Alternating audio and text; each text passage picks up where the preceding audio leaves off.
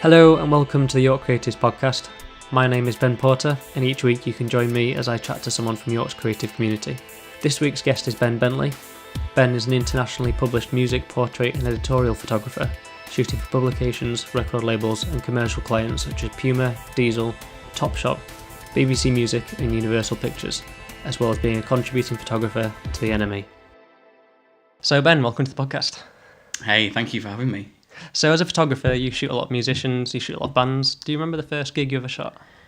Yes and no. Like, it's kind of a tricky question. So I was in bands and stuff growing up anyway, and that, I guess, I knew I sort of wanted to be in that world, but I was nowhere near a good enough guitarist to pull that off.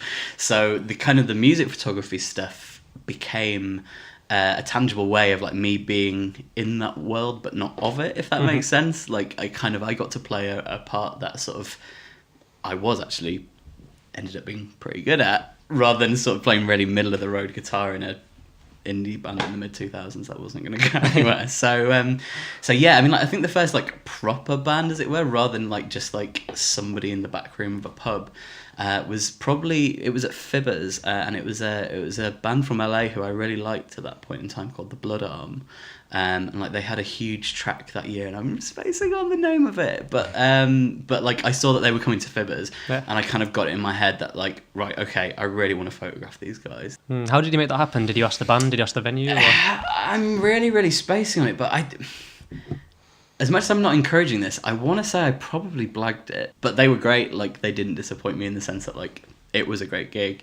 So were there many other people taking photographs at that time? Do you remember? Because now if you go to a venue, you know, even at kind of a relatively small gig, there's going to be probably somebody taking photos. Yeah, so, I mean, I in those early days sort of shooting in places like Fibbers or the Duchess or whatever here in York, I met somebody I went on to be really good friends with, Dan Easton, who everybody knows as Cluans.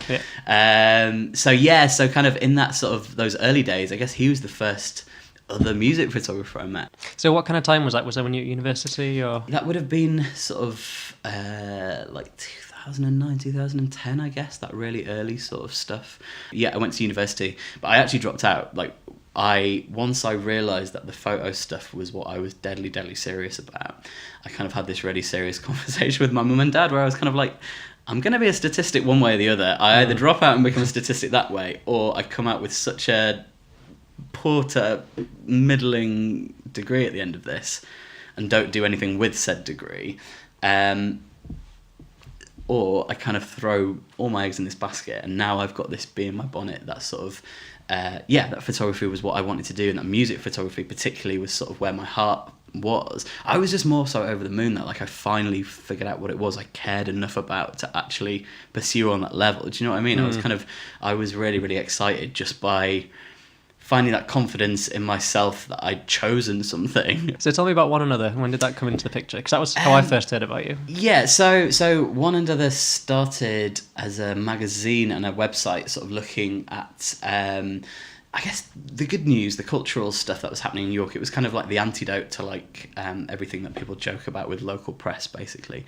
It was what they were sort of calling hyper-local media, in that it was taking a very modern approach to like a local remit, which to me was really exciting. So all of a sudden there was people in York and now in my world in York that were kind of on the same page. That I was excited by what they were doing, and it was, I mean, at that point in time it was somewhere for me to kind of to publish work and all that kind of stuff. And I mean, as that animal sort of grew, they worked so hard to put together sort of a business that could support a team of people, and sort of as that grew, I eventually became a full-time staff photographer for them. So that was a super important sort of period of 2 or 3 years in the end, whereby which like I really sort of again honed a set of skills and whatever, and sort of a lot of my portrait work that I shoot now is kind of derived from some of the stuff that I was sort of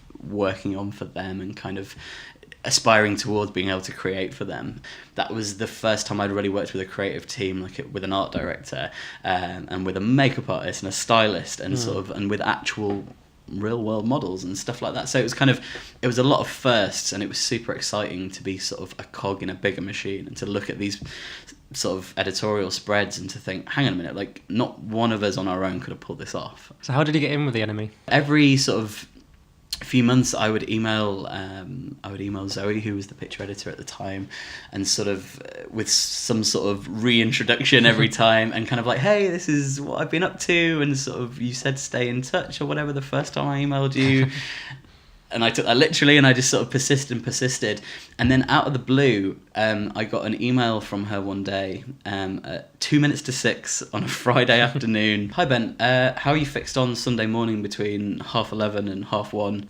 We've got this shoot and we want you to do it. And it was this really weird thing. All of those hours of kind of like putting together this portfolio and kind of sort of trying to do this sort of the pitch, as it were, and the kind of like, I'd really like to work with you sort of thing. And all of a sudden, out of nowhere, I'd not thought about talking to her in weeks or a month or whatever at that point. And out of the blue, all of a sudden, she knew who I was. And she'd asked me to, it wasn't just like, oh, we'd like to talk about working with you. It was like, she was acting like it was like a done deal. Do you know what I mean? So it was kind of, and before I knew it, the next week I had a contract to sign. And I remember that being like one of the most exciting things in the world. I was just like, hang on a minute, this is nuts. That this is kind of happening. And over the last few years, honestly, some of the opportunities and some of the ridiculous situations I found myself in would not have happened if it wasn't as a result of working for that magazine. So having Enemy on your portfolio has helped kind of get other clients? It has long term, because you were meeting people in the music industry on some sort of mutual playing field, whereby which you weren't there like on their dollar, you were there on somebody else's, but you were meeting in person people like you could cold call or cold email for the next 5 years and wouldn't necessarily reply to you or answer the phone or whatever. So you very quickly, I guess, sort of within that sort of small group of people that they work with in the scheme of things, become somebody who's on their radar. And yeah, it opened the door to much bigger record labels than I think I would be working with at this point. I remember really distinctly one of the sort of the big sort of highlights was the first time I ever got sent to shoot something abroad. So they sent me to Holland to shoot a festival called Best Kept Secret, which in itself was kind of mad because it's a festival next to a lake in the middle of a safari park. So you kind of look across the lake and you can see giraffes, kind of the heads like peeking above trees and stuff. But anyway, it was headlined that year by two of the most sort of Enemy acts you can imagine, which was the Libertines on the Friday and Noel Gallagher on the Saturday. And after the Saturday night, I just had this real sort of pinch myself kind of moment. I was like, hang on a minute, 15-year-old me is freaking out right now that an hour ago I was stood on stage with Noel behind his guitar amp stack taking pictures of them. It was just it was one of those sort of moments where loads of different parts of my life kind of came together all at once, sort of everything just started feeling really real at that point. I was like, hang on a minute, I wasn't doing this like 5 years ago or 6 years ago as a job, and all of a sudden here I was with like one of my childhood like music heroes like in another country, shooting him for like the biggest music magazine, and it was just yeah, like I said, it was just sort of crazy. But sort of in those moments you just kind of have to sort of, you're not thinking about that stuff, you can't afford to think about that stuff, you kind of just, I'm a very like task at hand person, and in some ways I kind of think that sometimes I enjoy stuff more so after it's happened and I let it kind of properly wash over me, rather than when you're sort of in the heat of sort of trying to nail that shot or whatever. So well, you can't let it affect you, can you? If you're stood there and you go, no, I mean, it's like, not Gallagher. I don't get starstruck by any means, because I don't think I'd still be doing this job if I did, because genuinely I've met some really cool people over time. You just have to treat them like they're treating you, which is you're there to do a job and they're there to do a job and all that stuff. But yeah, I have those really enjoyable kind of sort of, I guess, decompression moments whereby it's usually like when the images are copying across from the card or backing up or something, and I'm just like, hang on a minute, that actually just happened. What are some misconceptions about what photographers do?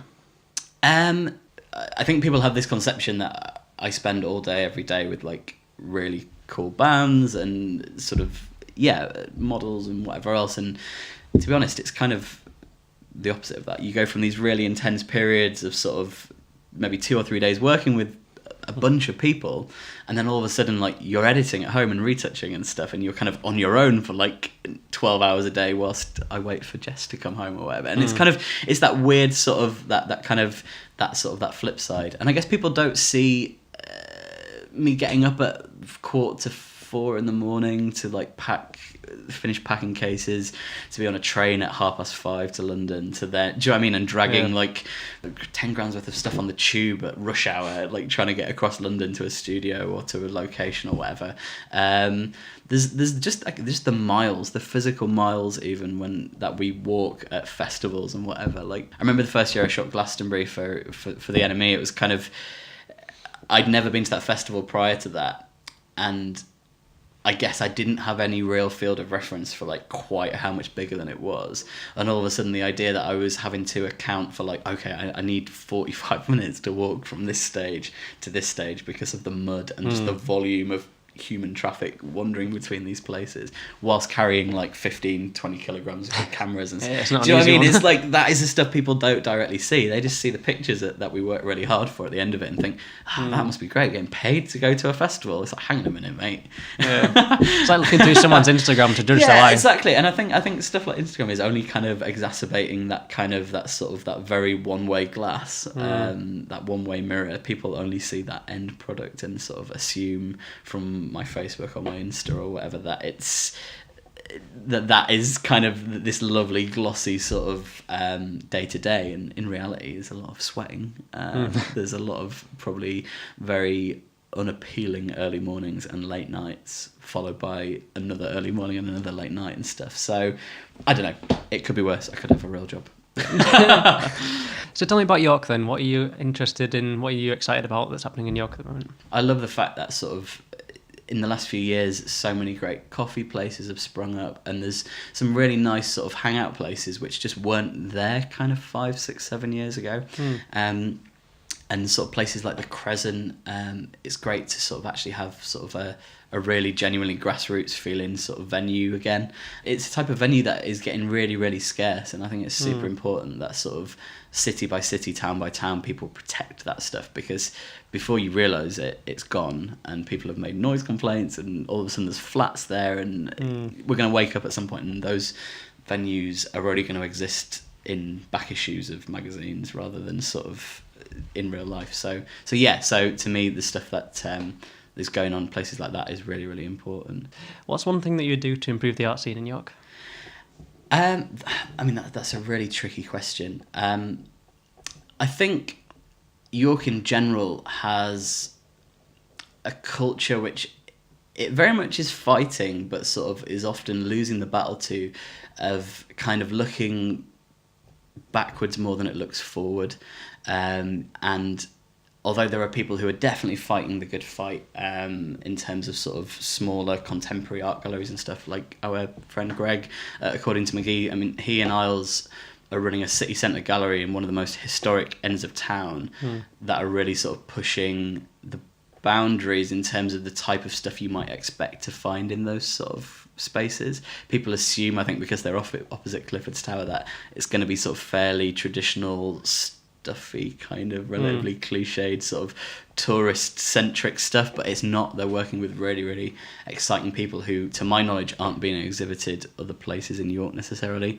Again, somebody might correct me on that, but in my experience, the type of people who are getting the opportunity to showcase their stuff there aren't the people that you're finding elsewhere. So I think in this scheme of things, like, the essence of progress is change, as they say. So something does have to shift, I think, in terms of how we treat the historical side of York with respect, but at the same time we don't let that sort of continue to dwarf people's perception of this city.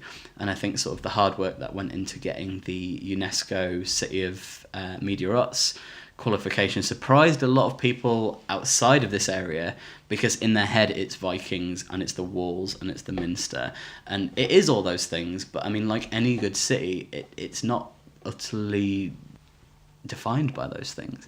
So if people want to get in touch with you, what's the best way for them to do that? So yeah, I'm online. So my you can see my actual site at benbentleyphoto.com. That's my main portfolio site. But alternatively, like most people, you can find me on Instagram and on Twitter still. Twitter's still a thing. Yep. So yeah, or if you want to actually come and shout things at me in person, I'm going to be at the photography show in March, so next month. I'm going to be talking on the Behind the Lens stage on the Sunday about music photography in the age in which everyone is kind of a music photographer, because we've all got a phone and we're all kind of taking pictures at these shows and whatnot, and talking a little bit about the stuff I've done in the last few years and how much that industry's changed and is there still money there and all that kind of stuff. And I'll also be doing some lighting demos for Interfit, who are my lighting sponsor. Cool. So yeah, so hit me up. I'm always eager to have a conversation with somebody if they're genuinely interested or if they've got questions and stuff, because I achieved a lot by just simply asking people stuff over the years, and there's no better way of getting to know somebody than doing it that way. Great. Well, thanks for being on the podcast. No worries. Thank you for having me.